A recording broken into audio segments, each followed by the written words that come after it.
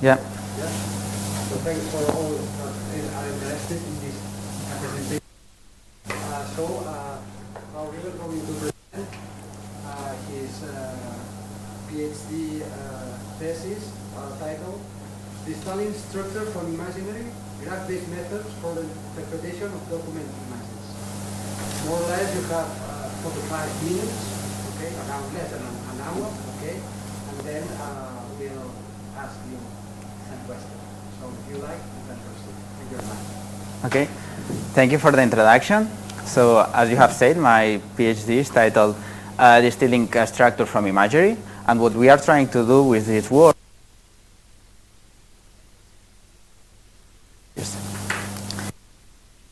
has been divided in two parts.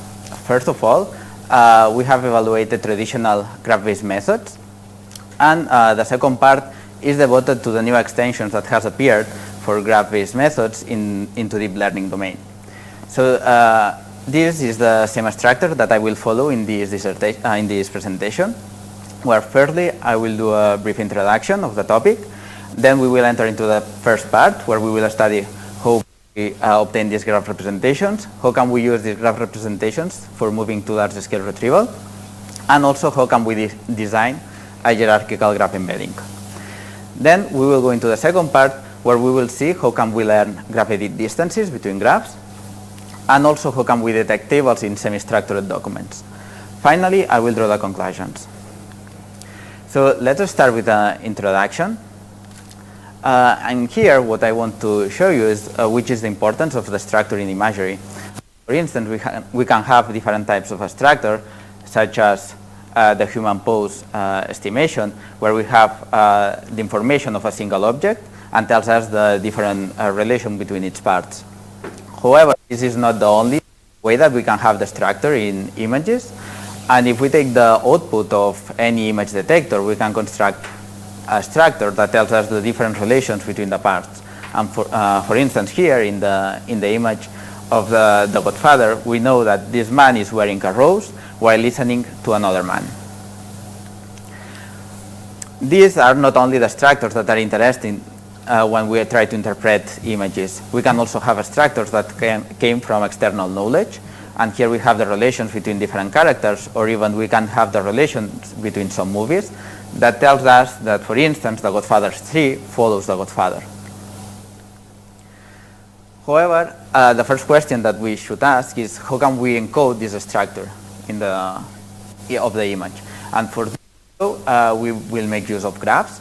A graph is a finite set of nodes, a finite set of edges that tells us the relation between these nodes, and two labeling functions, one for nodes and the other one for edges. That tells us the information that we have encoded by the nodes and the edges itself.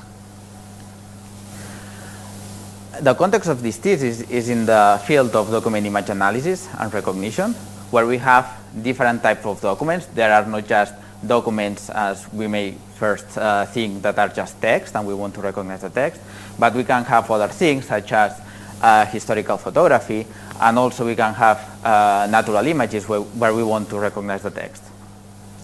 For instance, a typical example of task on document image analysis is that given a document, we will be able to recognize which text has been written and also to analyze the layout of it. However, with the emergence of new technologies, we have also digital-born documents, such as the example that we have here, where we have a tablet or a computer and we want to draw something. Nowadays, this also falls into the field of document image analysis. In these examples, these drawings are used to retrieve images from a dataset or from an image gallery. Moreover, in document image analysis and recognition has been the driver of huge advances in computer vision. For instance, in the start of deep learning era, LeNet was proposed as one of the first successful architectures for the task of handwritten digit recognition. And here we have one of the data sets that have become the standard some years ago for evaluating this type of architectures, that is MNIST. And in this type of documents, the structure is also important. For instance, if we have this example here, we have a block of text that in order to interpret what or to understand what it tells us, we need some relations between the logos and also the signatures that can change the meaning of the text that we have. However, the structure is not only between text. In documents, we can also have the structures that tell us the different strokes that we have drawn when writing some word, or even we can represent different architectural symbols. So in this PhD thesis, we have asked some questions that have been the drivers of the different objectives that we have posed. And for the first part, where we evaluate traditional graph-based methodologies for pattern recognition, we ask questions such as if graphs are comparable to statistical methodologies in image retrieval, and if it's so, if we can move to large-scale setting, if we can deal with the structural noise, and finally, if we can design a robust graph embedding. All these questions have posed the objectives of the different parts, and therefore we started evaluating graph-based representations for document image analysis problems. Then we try to leverage these representations for large-scale scenarios. Also, we will try to obtain an abstract graph representation in order to deal with the structural noise. And finally, as this abstract graph representation we think is informative, if we can use that to define a multi-scale graph embedding. The second part of this PhD thesis has also been driven by some questions. The first one is if we can learn a graph metric space. And the second one is if the structure is informative and can boost interpretation in semi-structured documents. Here we have objectives that tells us if we can combine graph techniques with deep learning methods for learning this graph metric space, and also if we can detect tables in administrative documents in the particular case of invoices. So the first objective here, as I have said, is to evaluate graph-based representation for document image analysis in the particular case of handwritten words. So here the question is why using graph to represent handwritten words? And it's because a graph is a good representation to model the 2D nature of handwriting, because it's robust to the deformations among writers, because they are representations that are robust and flexible, and also because they are richer representations than statistical methods, as they can encode both structural and statistical information at the same time. Moreover, in the case that we are dealing in this section, we are dealing with historical documents where we have a small training data, and also we have some symbols that we don't expect in this kind of documents, such as the ad that appears here, that we need to deal with it in an unsupervised fashion. Therefore, in this setting, graphic representation seems a good way to deal with that. So the task that we will face here is word spotting.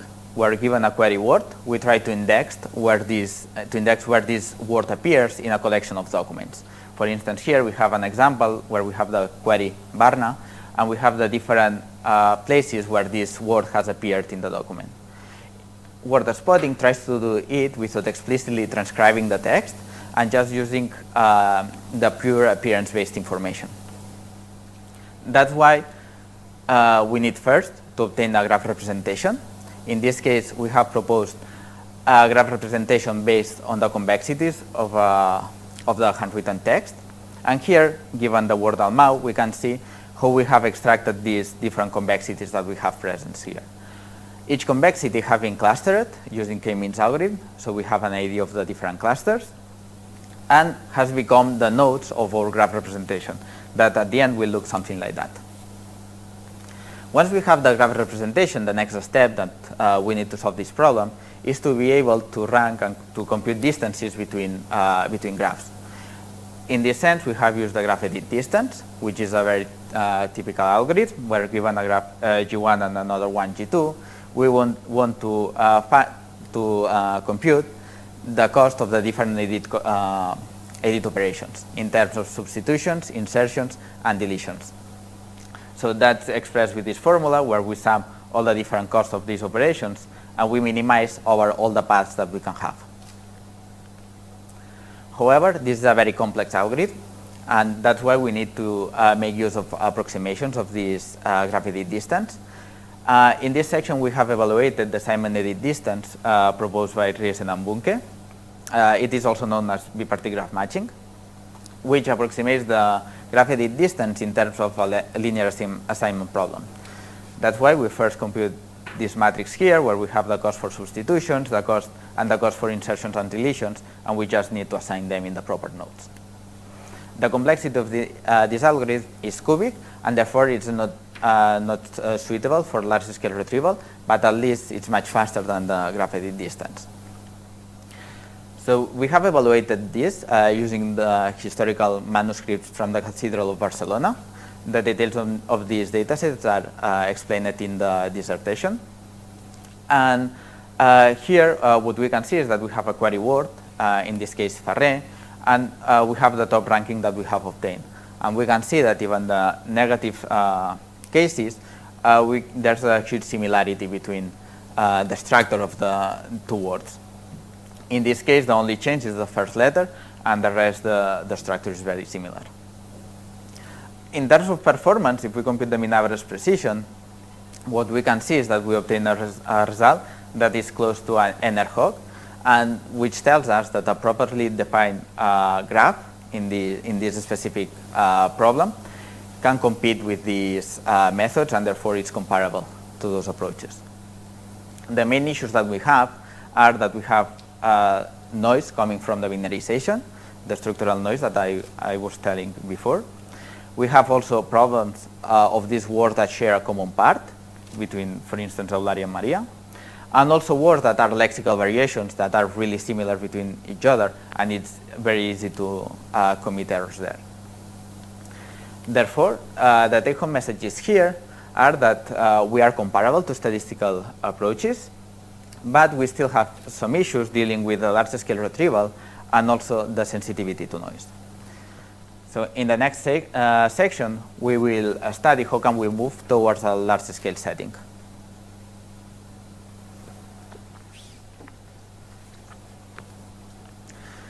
In order to obtain to do so, we have proposed two different strategies.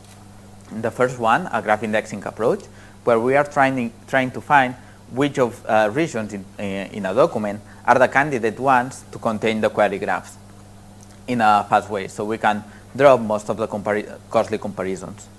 The second one is to design a hierarchical graph where we can obtain different abstractions of the original graph, where we can reduce the number of nodes, and therefore the comparisons are much faster. So let me start with the graph indexing approach. So here the problem is that given a query graph where we have discrete labels, we want to search it in a huge data set.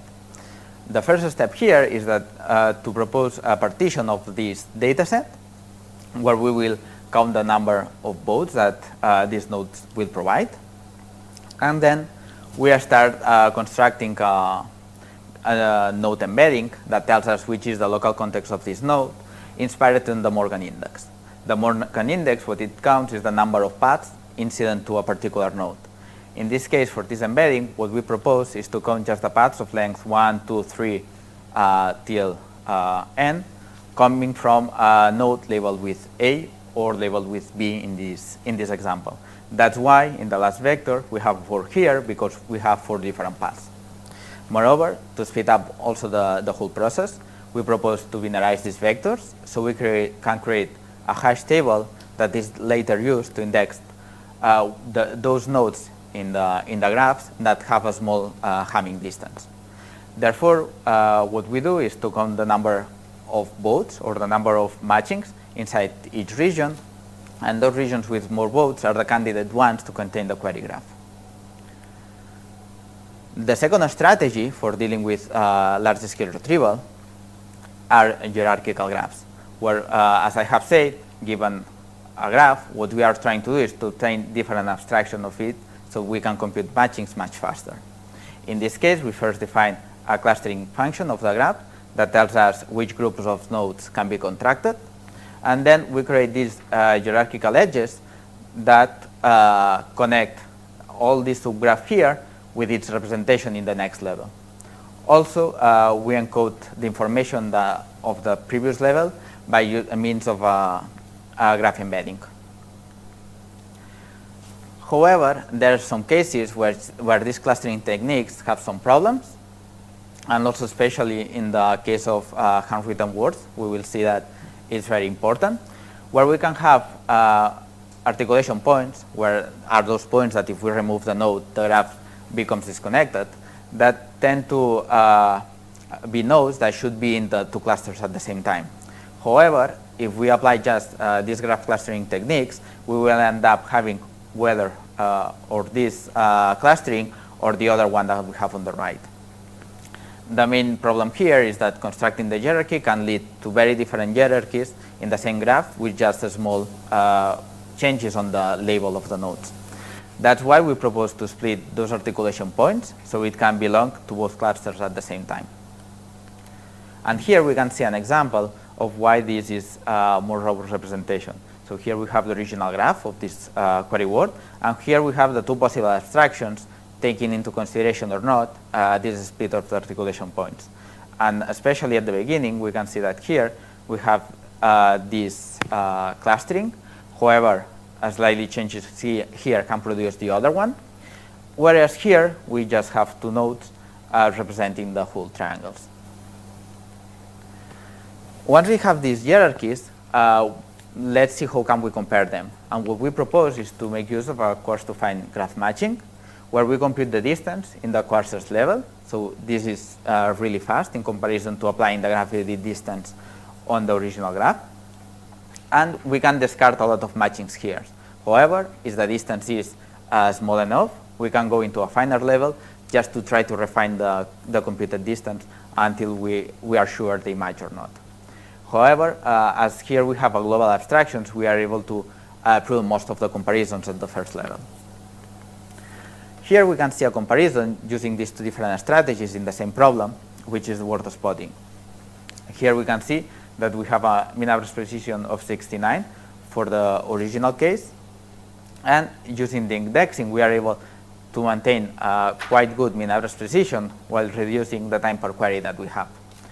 However, as we can see, the specificity is quite low, and using the hierarchy as we keep this global information, we are able to increase a lot the specificity, and therefore we maintain a higher mean average precision while drastically reducing the time per query. So the take-home messages here is that we can formulate this graph indexing as a voting scheme, which is able to reduce the graph edit distance computations. However, as we are using local features, we still have this problem that we have problems with the structural noise, and also that still we need to perform. We are able to reduce, but not as much as we have a global representation of the graph. That's why a hierarchical graph solves that by proposing a global abstraction of the original graph. Provides also robustness to noise, as we can deal in abstract levels that this noise have been reduced.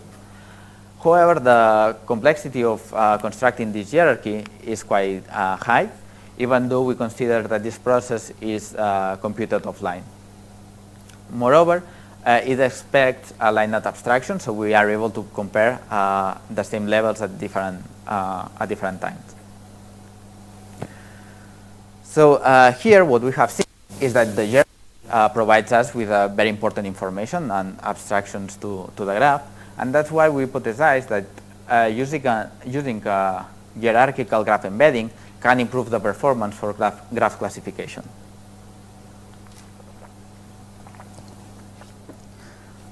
Graph kernels and embedding were proposed because in the graph domains we lack most of the operations that we have in the Euclidean domain. For instance, we miss the product or the sum of different graphs, and we need to compute to propose these formulations ad hoc for some problems. That's why the community has tried to represent the different graphs in the graph domain as points in the Euclidean domain, defining these mappings here. This is called explicit graph embedding.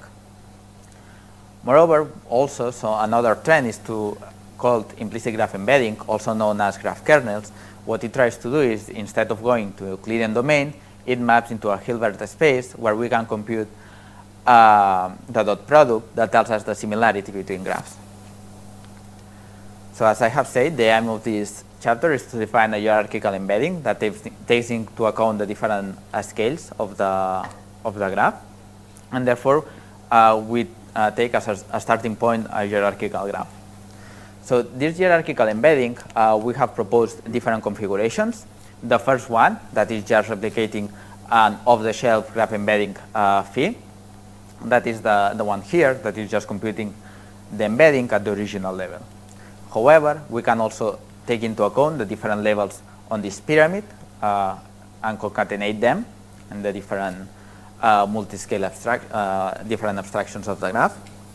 But also, we can take into account different subhierarchies. That's why here we define the embedding on these different subhierarchies, taking also into account the hierarchical edges. However, in some cases, these hierarchical edges, we consider that can also encode some problems, especially depending on the embedding that we propose.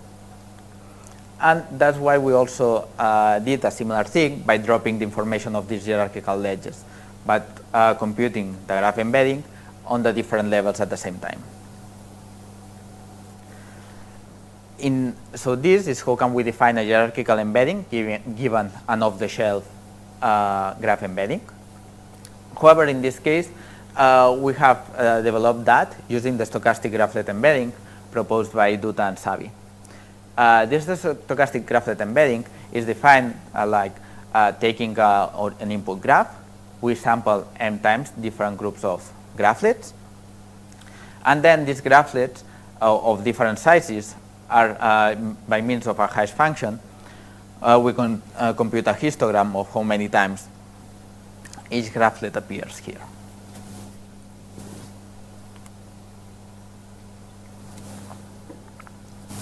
Using this embedding helps us, as we are encoding different information at different abstract levels, also considering different contexts of these graphlets. So once we obtain this, the embedding of the graphs, what we propose here is that to make use of a supervector machine, an SVM classifier, for the task of graph classification. In this section, we have not only focused on the problem in document image analysis, but we have tested if this can extend to other fields such as molecular graphs. In this case, we have evaluated with common benchmarks of labeled molecular graphs against different methods proposed in the literature. And what we have seen is that different configurations of our hierarchical graph embedding are able to become a state of the art.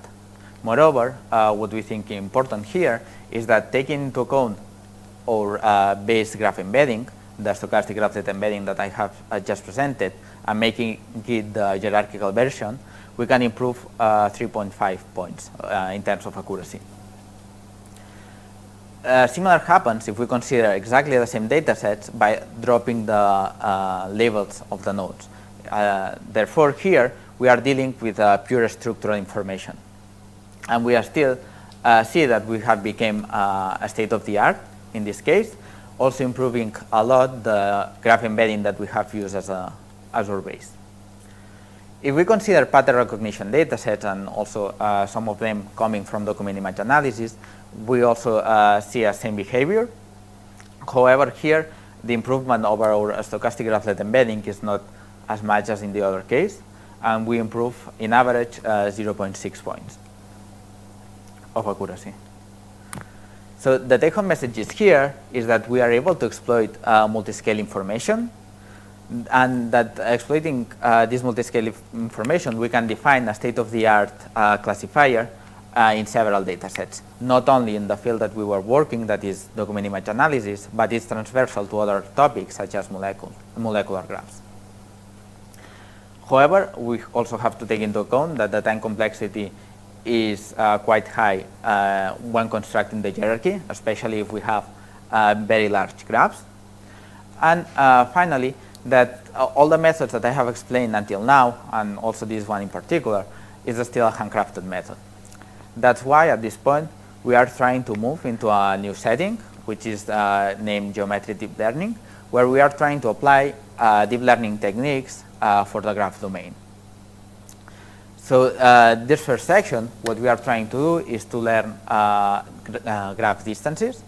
But firstly, let me briefly explain why we are trying to move into deep learning setting. So similarly, as it happened in images, we had a problem where we have handcrafted features, and then we use a classifier to decide whether this image is a cat or another object. However, with the advent of deep learning, we just replaced all the handcrafted features and the classifier to obtain to make use of a deep neural network that performs the two tasks at the same time. This has shown really good performance. For instance, if we look at the ImageNet classification performance, where we have the classification error, we can see that with the provision of deep learning, we are able to improve a lot the classification error. And even we can see here that we are able to surpass human performance in some cases. However, all the machinery that we have here works well when we deal with numbers, images, text, and audio. However, we have a lot of problems when we are trying to deal with molecules, trees, networks, or manifolds, or the thing that all have in common, dealing with graphs at the end. That's why a couple of years ago, graph neural networks were proposed, where they're trying to do exactly the same thing, moving from the handcrafted features and the classifier that I have presented in the previous section to just a graph neural network where we can perform this task. Let me briefly explain what is a graph convolution. So given a graph where we have some hidden states in the different nodes and information about its relations, the first step here is to gather which information comes from its neighbors. Here we make use of a message function that we gather across the different neighbors that we have, and compute a vector that is the message that our node is receiving. Once we have that, we can update the hidden state, taking into account the current hidden state and the message that it's receiving, just by means of an update function. This is exactly the same that is happening in images, where we have a graph kernel that is moving across the different pixels and learning a new hidden state. In the case of graph, the only difference that we have is the number of neighbors is changing across the different nodes. So the question here is what kind of tasks we can face when we have a graph. So the layers that I have explained can be concatenated one after the other, so we can construct a graph neural network. And once we have this graph neural network, we can make use of these hidden learned vectors for node classification or retrieval or regression. We can do a graph classification, gathering the information across the different nodes. Also, all the problems has its associated regression task. And also we can perform edge classification, also known as link prediction. So as I have said, in this case, what we are evaluating is if we can learn a graph metric space between graphs. For this setting, we make use of a triplet network, where we have two graphs coming from the same class, naming the anchor and the positive sample, and one graph that comes from a negative class, or from another class than the anchor, which is the negative. Then we have a triplet graph neural network that they have shared weights. And once we have this learned graph representation, we can compute the different distances among them and learn by means of the triplet loss. So let me go in depth into these different parts that we have here. Let's start with the graph neural network. For this case, we have evaluated different graph neural network layers. First of all, graph attention networks, where they try to gather the information among the different neighbors by means of attention. And also we have evaluated a GRU-based method that makes use of a recurrent neural network as an update of the hidden state. Also, if we remind what we have seen in the first section of this presentation, we have here the question on how we can compare graphs, and we have exactly the same answer. Let's use the graph edit distance. However, in this case, we make use of the Hausdorff edit distance, which is much faster than the Simon edit distance. This is quadratic instead of cubic. And the aim of this distance, which has been inspired on the Hausdorff distance between sets, is to compute the best assignment between the nodes of the one graph to the nodes of the second, and vice versa. Doing these assignments, what it happens is that we have correspondences that, for instance, this node is assigned to this other node, but it's not bijective, and this node corresponds to the other one. Moreover, in this case, we add epsilon nodes that will make the function to learn insertions and deletions. So inspired on that, what we propose is to just modify the different costs that we can have once we have the learned graph representation. And for deletions and insertions, we make use of a multi-layer perceptron in order to learn a cost. So we expect that the information encoded in the different hidden states tell us which is the local structure of this node, and with this local structure we can decide which is the different cost that we should have for deleting or inserting it. For the case of substitutions, we just use the Euclidean distance between the two learned hidden states. However, in this case, we have seen that the graphic neural network tends to learn very structural information and drops the information about the position of the different nodes. In particular, in the problems that we are dealing with positions in the as node information, which is the case of a lot of document image analysis application. That's why we have proposed to make use of a lower bound for the insertions and deletions. This is this hyperparameter tau that we have at the beginning, and also to take into account the distance between the position of the original nodes for the substitution case. We have seen that in this case, this information, the graph neural network can concentrate only on the structural information, whereas these other functions keep into account the information about the positions of the nodes. And finally, now that we know how can we construct the graph neural network and we know how can we compare the graphs, let's see which is our learning objective. In this case, we have made use of a triplet loss, where we have the anchor, the positive, and the negative, and we consider these two distances. And after our learning process, what we expect is that the distance between the anchor and the negative is higher than the distance between the anchor and the positive by a margin mu. So the equation that we are trying to minimize, or the objective that we are trying to minimize, is this function here. However, we have made also use of a hard negative sampling, where we can swap the anchor and the negative if the position of the different graphs is more adequate for learning, and therefore what we are learning here is more meaningful.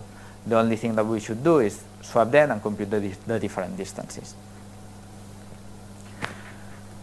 The first experiment that we have done in this context is for historical keyword spotting. So we have different data sets, the George Washington, Parzival, Alberman, and Botany, which are very well-known data sets for this task. And we have compared with different, with the Simon edit distance, or with partigraph matching that I have explained in the first section, the Hausdorff edit distance that I have explained in a couple of slides before. And regarding the representation, we have made use of the representation proposed by Stauffer et al., which propose a set of different representations for handwritten words, and we have evaluated using the key point and projection. So what we can see here is that we are able to outperform them, especially in these two data sets, which are much simpler, and the text does not use as many calligraphic ornaments as the other two. And we are also able to outperform both methods in the botany. In the case of AK, we are obtaining a really similar result, but still just using the plain Hausdorff edit distance obtains a slightly better performance. Also, we have to take into account that they propose an ensemble of different graph representations. So they compute a lot of graph representations between these different representations that I have told you, and they mix what they have at the end. And what we can see is that even though they are using much more graph representations that we have, we are still able to outperform them in the case of George Washington and Parzival. And in the case of IK and bot, what we can see is that they are able to outperform us by a huge margin, and we hypothesize that some of the graph representations that they are using is more helpful for these data sets where they have like more calligraphic letters. However, still we think that it's a huge improvement, only taking into account that we only have one representation here. Here we have some qualitative results, and we can see that in the negative case, we have a lot of connections that are in diagonal, which means that there are substitutions that are really costly at the end of computing the distance. Whereas if we make use of the same class, the two graphs coming from the same class, these substitutions are just vertical lines, which is less costly. Keep in mind also that here we have a lot of different insertions and deletions. If we compare with image-based methods for exactly the same task, even though it's not the objective of this section, what we can see that still they outperform us. And for instance, using a deep learning based approach, such as PHOGNet, obtains a much better result. However, if we go into the graphmetric learning methods that were in the literature, and taking into account the Coildale dataset, which is a dataset coming from object images, what we can see is that we are really close to the best method on graphmetric learning. However, in our case, as we are computing a distance directly between the nodes of the graph, we do not need neither to go into just the vectorial space, which has a drop of structural information, and we don't need, as graph matching networks is using, to create a lot of edges between one graph and the other. This method takes, for each node in the original graph, they are connecting it with all the nodes in the second graph, and we have to compute all the messages between them. So we can apply attention between each other to get the final distance. And this, which can be dealt with this data set, which uses graphs that are rather small, cannot be extended to large graphs, while our method is able to perform so. So the take-home messages here are that we are able to learn a graph similarity. However, it does not represent the graph edit distance in the sense that we design a real graph edit distance and we try to learn to predict that metric. We give the freedom of the network to learn which is the adequate distance between the different graphs. And also that the edges are not explicitly considered at matching time, even though they are implicit considered as all this information is gathered in the final node representations. So now we have arrived to the last contribution of this work, which has supposed an industrial collaboration with a company named Omnius. And the objective here is to evaluate these methodologies to detect highly structured regions in semi-structured documents. That's why we propose a table detection in invoice documents. The problem here is that we have the need of massive processing of this type of documents that we have here, which are semi-structured, which means that they share a lot of common parts, but the arrangement of these parts are different among the different documents. Moreover, and this is a very important point here, is that these documents contain very sensitive information that cannot make public, and they want to preserve the anonymity. That's why, discussing with the company, we end up trying to formulate this problem after these documents have been completely anonymized. So for instance, here we have taken the document, we have passed a commercial OCR, and we obtain the different blobs of text. And we, as humans, we can still see that here is likely to appear a table, because we follow the different repetitive structures that we have here. But here in the bottom, we have a combination that we may say that it's for tables, but still we have some problems to define if they are for tables, if this block is on a table, if it's just one table with multi-rows and multi-columns, and it's very hard to spot it. So we will see this document in the following slide, and I will tell which is the solution here. But if we consider this graph representation, that we have constructed, where every blob of text is considered as a node, and we can create edges between those nodes that are aligned horizontally and vertically, we obtain something like that. And by means of a graph neural network architecture, where it takes as an input this graph, applies k graph neural network layers, we formulate the problem as a node prediction and edge prediction layers. So here the node prediction tries to classify a node whether it's stable or not, even though if the information is available in the data sets, we can also make use of different regions, such as address block, that for instance can be helpful to give us the context where the table should appear. And the edge predictions, where edges are classified whether they are connecting to nodes belonging to the same region. If the edges is connecting a node to another one that belongs to another region and belonging also to another class. And the last one, which evaluates if a node is connecting to nodes of the same class but belonging to different regions.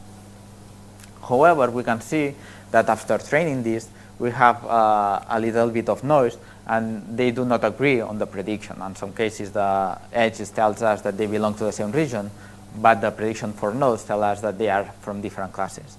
That's why we need a consensus layer, that in this case is a belief propagation algorithm, which is from the same family of graph neural networks. It's just a message passing function, but in this case it's not learnable. As factors, we make use of the predictions for the edges, and what we are trying to marginalize is the probability that we have in this set y, which is the information at the edge level that will tell us if it's 0, if we can just remove that edge, or if it's 1, if we have to keep it because they belong to the same region. Therefore, by means of this layer, we formulate the problem as a connected component. So we remove the edges that tells us that they are connecting different regions, and after that we look at the different connected components that we have in the graph, and if in average they are considered as a table, we detect this region as a table. So here we have the results in terms of F1 score. So we can see that we have 3 different data sets, these 2 that belongs to invoices. Also I have to tell you that this one is a data set for the internal use of the company, and that the images of this section cannot be published, even though we have published the anonymized version. And CTDAR belongs to the competition that was proposed in the last ICDAR, that are documents that come from different publications in international conferences. What we can see here is that we obtained quite high results, and we are also improved a first version that we have published in the last ICDAR, where we face exactly the same problem. If we take into consideration which is the precision of the detection by looking on the ICDAR competition, what we can see here is that we have in the y-axis the F1 score. In the x, we have the different IOUs to consider whether the table is properly detected or not. And we can see that the performance drastically drops by increasing this IOU. This is because, as we are just dealing with anonymized versions and we are performing the detection as classification for nodes and edges, we have the problem that a bad classified node can drastically change our detection, and we have a very coarse detection here. Moreover, the different colors that we have tells us the number of belief propagation layers that we have used, and we can see that using one always improves the results. So let's see now the qualitative results. So from the documents that I have shown at the beginning, we can see that we have detected a table here, and all this block is just detected as a table. But if we move to the visual cues of these documents, we can see that even though these tables are properly detected, in this case, instead of 1, we have 4 different tables. However, here is the huge problem of this setting, and is that here, to properly detect these tables, we require the visual cues. For instance, if we look at non-structural methods, we can see that they are able to keep a much better performance. Those methods here are the top 3 from the competition of ICDAR. but they always also use the information of the sensitive content that we want to preserve by the anonymization step. So the take-home messages from this last contribution is that we rely on a commercial OCR that can also encode some noise during the construction of the graph, that we can detect highly structured regions by means of a graph neural network properly tuned for node and edge classification. However, the main limitation are the visual cues such as color and rule lines that are the ones that can tell us how to properly detect precisely where the table should appear. So with this last contribution, we will move into the conclusions of this work.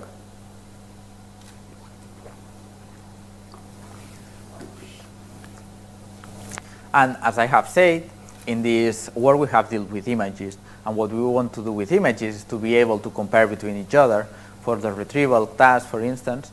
So we can see that here we have a penguin, and here we have another penguin. And also, as I have said, the objective of this thesis, the main objective, is to evaluate these graph-based techniques for these different tasks. Therefore, given this graph representation, what we have evaluated here is that if these methodologies are comparable to statistical approaches, and we have seen that a properly constructed graph with a properly tuned graph edit distance, we can deal with this problem, which is comparable to statistical approaches. However, we have a lot of problems when we are trying to search for this penguin in this scenario where we have tons of penguins. That's why we need some techniques to make these comparisons really fast and to be able to spot which of those regions are likely to contain the query one. And that's why we have proposed a hashing table, a graph indexation approach, by using the local information at the different nodes. So once we have this hash table constructed, we can point which of the regions are likely to contain the query graph. However, these are very local features, and we have a lot of problems because we are when we have noise, structural noise, and also that we still need to perform a lot of comparisons because different subparts of the object can directly match.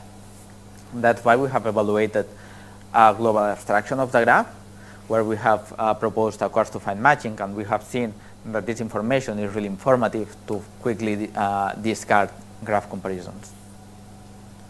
Moreover, we have decided to exploit the whole multi-scale information to design a graph embedding, which in its hierarchical version has shown to be a state-of-the-art in different classification performance, not only on document image analysis, but it's transversal to other topics such as molecular graphs. But at this point, we were asking that if we can start moving to a learnable setting where we can learn, for instance, given the graph edit distance, the different edit costs, and we can see that we can make use of the geometric deep learning paradigm to define a learnable graph edit distance ad hoc for a specific problem. And finally, and also as an industrial application, we have tried to explore which, if the structural information is important for semi-structured documents, and in this case in invoices, where we are trying to detect different repetitive patterns. And for instance, in this case, maybe we can detect the wings of the penguin. So as a future work, one of the lines that this research has left is to directly study tables with its content and to try to be able to reconstruct the whole structure in the HTML format, where we can directly plug into data analytics tools for the use case of the company. And also, taking into account the graph edit distance that we have proposed, another interesting framework here is to consider, on one hand, the edge information explicitly at matching time, and also to make use of the multi-scale information, not only by constructing a hierarchy, which is one option, but also to consider the different hidden states at different layers of the graph neural network. So finally, I will just explain a little bit the list of publications and contributions of this work. So all the chapters that I have explained here has its associated publications, whether in international conferences or in journals. In particular, the direct contributions of this work have been 5 journals. The last 2 are still under review, and 3 international conferences. However, I didn't want to finish without thanking all the collaborators that I had during these years that had allowed me to also work in other topics and to help them in different problems, for instance, in handwriting text recognition, optical music recognition, or a sketch-based image retrieval. So, and here I finish my presentation. Thank you for your attention.